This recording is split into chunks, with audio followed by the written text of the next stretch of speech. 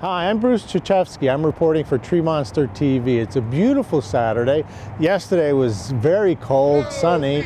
Protesters were out here in front of the TAPPIN building on the corner of Branch and Scranton, and we're here to find out why.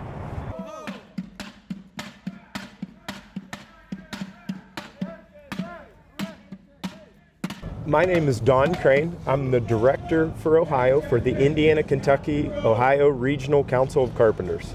All right, so tell us what's going on here. Well, on this project, we have found that there's a company called HSH, or Home Sweet Home. They're performing work that falls under the jurisdiction of the Indiana, Kentucky, Ohio Regional Council of Carpenters. That contractor is out of the area.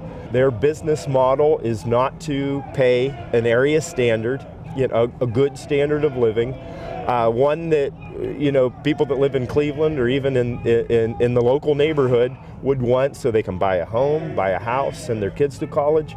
They're a fly-by-night, an in-and-out contractor, and it was absolutely about the lowest number, not the lowest best number. Mm-hmm. So the idea is to keep the economy here, to keep people from the region employed in projects like this. That's correct. It's, build here, spend here, use local people. I mean, that's what we advocate. Whether union or non-union, there's other contractors that their workers will make more money, but their productivity is higher because of training or just because it's a different expertise. And so maybe, they sacrifice quality, they sacrifice time, they sacrifice, safety maybe. That stuff goes to the wayside because it's all about that bottom dollar.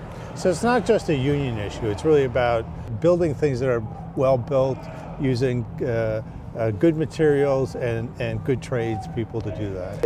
Again, that area standard means a lot to the Indiana, Kentucky, Ohio Regional Council of Carpenters. It should mean a lot to this neighborhood because you want this structure to last. So it is about a standard. And can you explain a little bit area standards? What do you mean by that? Area standard is a living wage. It's what is expected to be paid here in Cleveland or even in Northeast Ohio. If that's not met, if that area standard is not met, then the whole economy has really suffers. They're going to expect top dollar from the rent from these apartments, and they're going to expect housing to be accepted by the neighborhood, but yet they don't care how it gets built or what it takes. It's all about the rent, it's all about the leases, so that area standard, it's a much larger kind of animal, I guess, than just a union, non-union. And is that an hourly wage you could? Yeah, it's an hourly wage, but it's also about health benefits. Yeah. When someone gets sick or lives in this area or has a baby, maybe a worker that would be on this job ends up with insurance, and HSH doesn't have much of a history of providing these kind of things. Yeah.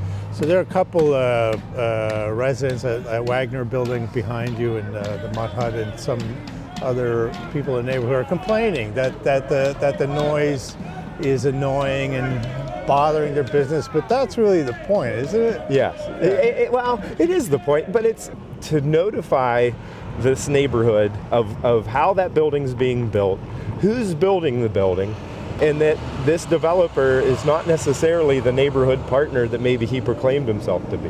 What would you like to see happen?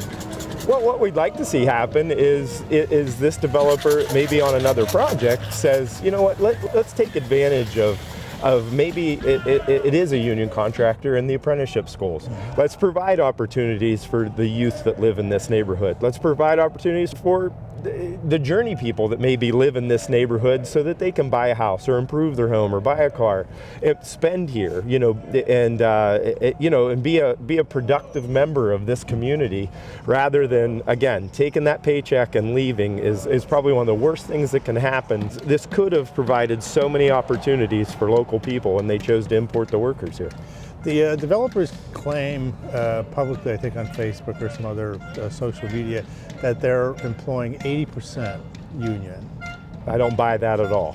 From all of our intel, and again, this isn't a union, non-union issue. This is about HSH being a non-area standard contractor. But everything we understand, that's a much lower number than that 80% of what's being done union inside. Yeah, and your sense is that it's really about the bottom line for the developer, that they just need to, they're trying to make money out of this project, and the standards kind of go out the window, and standard safety, everything. You know, a lot of protocols go out the window with that, trying to reach that bottom number, productivity, everything.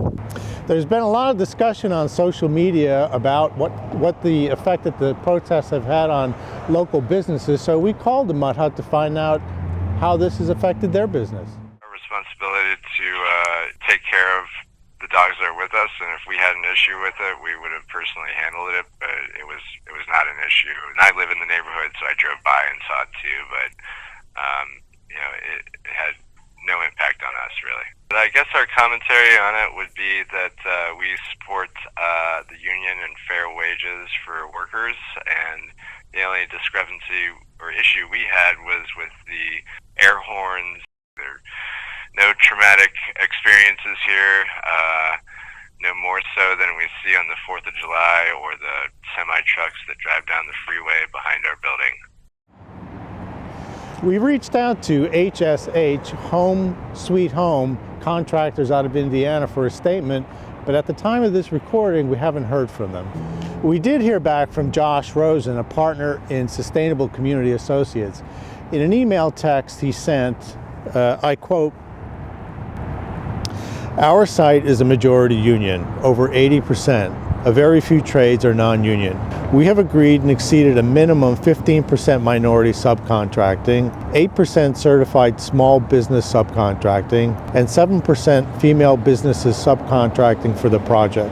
We have far exceeded a minimum of 20% of all construction worker hours being performed by Cleveland residents. And we have minimum of 4% of resident construction worker hours will be performed by low-income persons." Rosen goes on to say that, "I appreciate and share Don Crane's concerns in a general sense about these issues, but I think he is misguided in looking at TAPPIN as a place that isn't paying fair wages or hiring local tradespeople. We just didn't hire his drywall guys. I think he would be more accurate if he kept his critique there as opposed to broad generalities that don't apply to the TAPPIN building. I 100% support the right to protest and collectively bargain, and I hope Don and the team will stay warm and safe."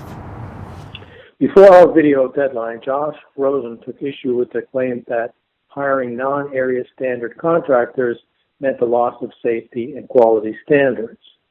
According to Rosen, benefits may not be maintained, but safety and quality are maintained on his TAPPIN building project. We will continue to pursue Home Sweet Home for a statement up to our print deadline for the March issue.